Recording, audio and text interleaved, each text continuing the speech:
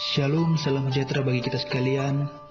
Baiklah, pada saat ini saya akan membagikan berkat lewat kebenaran firman Tuhan yang terambil di dalam Efesus pasal 2 ayat yang ke-10. Efesus pasal 2 ayat yang ke-10 firman Tuhan demikian. Karena kita ini buatan Allah, diciptakan dalam Kristus Yesus, untuk melakukan pekerjaan baik yang dipersiapkan Allah sebelumnya. Ia mau supaya kita hidup di dalamnya. Saudara, bagian ayat 10a dikatakan karena kita ini buatan Allah. Nah, kata buatan Allah dalam bahasa Yunani itu disebut poiema. Dalam bahasa Inggris kata ini menjadi poem yang artinya adalah puisi. Ini bisa diartikan bahwa setiap manusia adalah puisi Allah. Saudara dan saya juga adalah puisi, karena yang menulis puisi itu adalah Allah sendiri. Maka engkau dan saya sudah tentu merupakan puisi-puisi yang indah, yang berkualitas. Ini pula disadari dengan keteguman yang besar, Daud berkata, sebab engkaulah yang membentuk buah pinggangku, menenun aku dalam kandungan ibuku. Aku bersyukur kepadamu oleh karena kejadianku dahsyat dan ajaib. Ajaib apa yang kau buat dan jiwaku benar-benar menyadarinya. Yang kedua, ayat 10b dikatakan diciptakan di dalam Kristus Yesus. Nah, saudara, setiap manusia di dunia ini diciptakan oleh Tuhan hanya satu kali saja. Kecuali orang-orang percaya, termasuk saudara dan saya. Kita diciptakan Allah dua kali. Pertama, kita ini buatan Allah. Yang kedua, diciptakan dalam Kristus Yesus. Diciptakan dua kali bukan karena buatan yang pertama kurang baik. Kalau kita melihat dalam Kejadian pasal yang pertama, bahwa setiap kali Allah selesai menciptakan alam semesta dengan segala isinya, termasuk manusia, Alkitab mengatakan bahwa Allah melihat semuanya itu baik.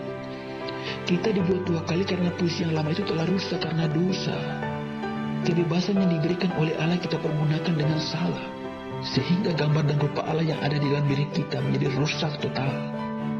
Puisi itu tidak lagi mampu memancarkan keindahan yang seharusnya dipancarkannya. Bahkan dalam Efesus pasal 2 ayat 1 Paulus berkata, kamu dahulu sudah mati karena pelanggaran-pelanggaran dan dosa-dosamu. Dosa telah merusak segala yang baik yang Allah ciptakan. Dosa juga merusak moral dan hidup kita. Dosa juga merusak relasi manusia dengan Allah. Di mata Allah, kita tidak lagi hidup sebagaimana yang Allah inginkan. Kita telah mati. Namun pada ayat yang keempat, Paulus berkata, tetapi Allah yang kaya dengan rahmat oleh karena kasih-Nya yang besar yang dilimpahkannya kepada kita, telah menghidupkan kita. Puisi yang rusak tidak lagi memancarkan keindahan penciptanya itu, yang hanya layak dibuang dalam api pembakaran. Tapi oleh karena anugerah Allah, kita dihidupkan kembali. Dalam ayat 10b dikatakan, diciptakan di dalam Kristus Yesus. Nah, kata diciptakan dalam bahasa Yunani itu disebut tizo, sama dengan bara dalam bahasa Ibrani.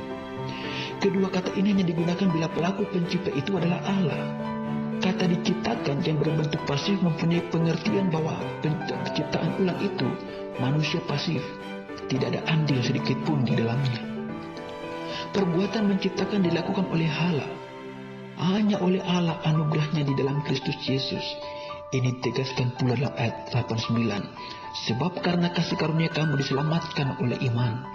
Itu bukan hasil usahamu, tetapi pemberian Allah. Itu bukan hasil pekerjaanmu. Jangan ada orang yang memegahkan diri. Saudara, penciptaan ulang puisi tersebut memerlukan pengorbanan yang sangat mahal. Puisi yang telah cemar itu hanya bisa dibersihkan oleh darah Kristus sendiri melalui kematiannya di kayu salib. Murka Allah yang menyala-nyala yang seharusnya ditimpakannya kepada kita, engkau dan saya, telah Ia timpakan kepada anaknya, Yesus, sebagai tumpal penebus dosa kita.